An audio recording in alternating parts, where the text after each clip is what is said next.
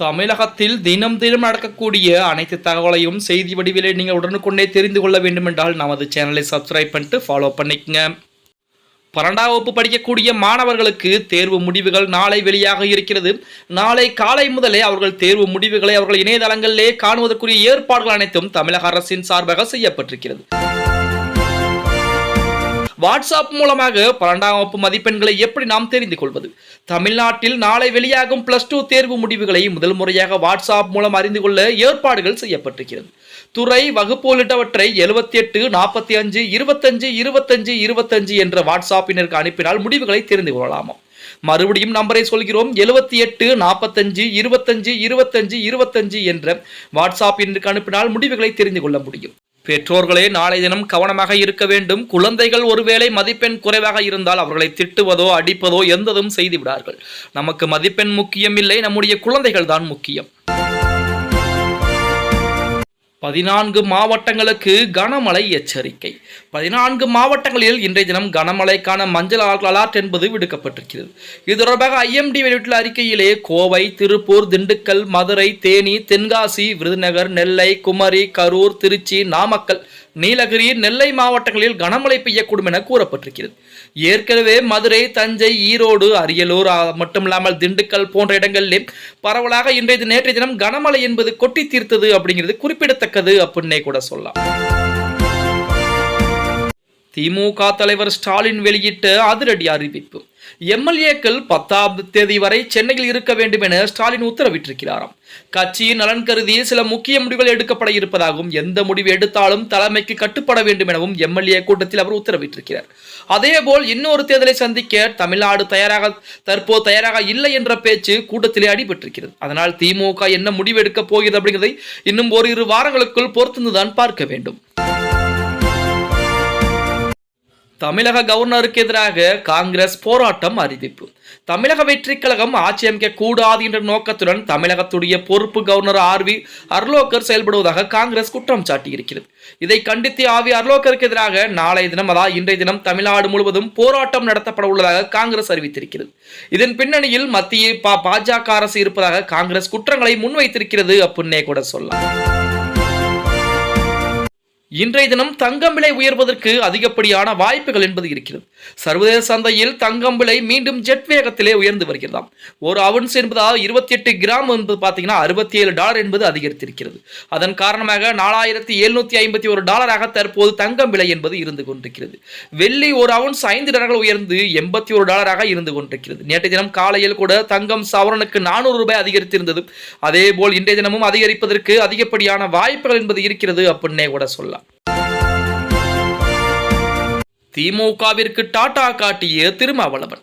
தமிழக வெற்றிக் கழகம் ஆட்சி அமைக்க ஆதரவு கேட்பதற்காக நேற்று தினம் திருமாவளவனை ஆதரவு அர்ஜுனா சந்தித்திருக்கிறாராம்.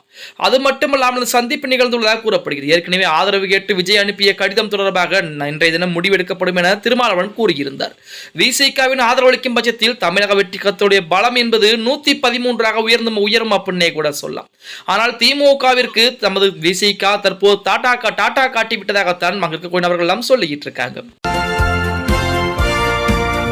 களத்தில் இறங்கி ஆட ஆரம்பித்த செங்கோட்டையன். தாவேகா தமிழக வெற்றிக் கழகம் பெரும்பான்மை நிரூபித்து ஆட்சி அமைக்கும் இன்னும் 6 இடங்கள் தேவைப்படுகிறது. இதனால் கம்யூனிஸ்டுகள் மற்றும் விசிக உள்ளிட்ட கட்சிகளுடன் பேச்சுவார்த்தை என்பது நடத்தப்பட்டு வருகிறது.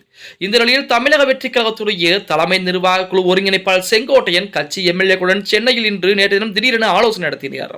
கட்சியின் அடுத்த நடவடிக்கை குறித்து அவர் பேசியிருப்பதாக தகவல் என்பது இணையதளங்களிலே உலா வந்து கொண்டிருக்கிறது அப்படின்னே கூட சொல்லலாம். பதவி விலகினார் அதிமுகவின் முக்கிய தலைவர். அதிமுகவின் மாநில உறுப்பினர் CV சண்முகம் தமிழ்நாடு சட்டப்பேரவை தேர்தலில் விழுப்புரம் மாவட்டம் மயிலம் சட்டப்பேரவை தொகுதியிலே போட்டியிட்டு வெற்றி பெற்றார்.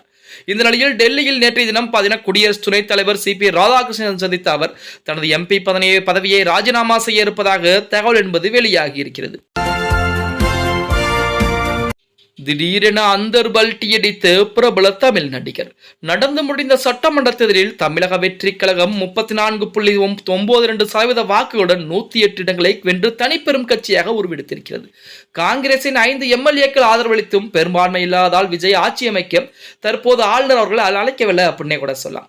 இந்த நிலையில் நடிகர் பிரகாஷ்ராஜ் ஆளுநர் விஜயை அழைக்காமல் இருப்பது அரசமைப்புக்கு முரணானது என தமிழக வெற்றிக் கழகத்திற்கு ஆதரவாக தற்சமயம் பேச ஆரம்பித்திருப்பதும் ஒரே அடியாக அந்தர்பல்ட்டி அடித்து விட்டார் அப்படிங்கிற மாதிரி தான் இணையதளங்களிலே செய்திகள் என்பது வெளியாகி இருக்கிறது அப்படின்னே கூட சொல்லலாம். வருத்தப்பட்டு கண்ணீர் விட்டாராம் எடப்பாடி பழனிசாமி.